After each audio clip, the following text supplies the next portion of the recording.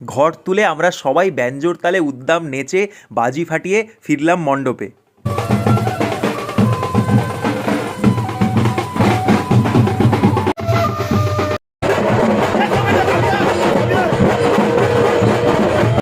ঘর তুলে আসার পর সবাই মিলে বসে পড়লাম খাওয়া দাওয়া করতে। নিজে খেতে বসার আগে পথির কাছ থেকে একটু রিভিউ নিচ্ছিলাম খাবারের।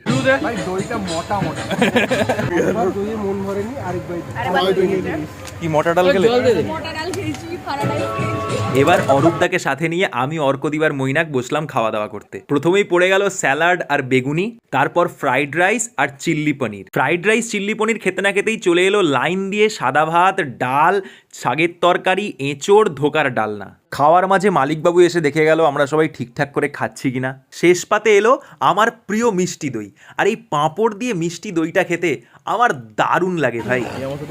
কেমন খেলো অরূপদা? লেবু দেয়নি।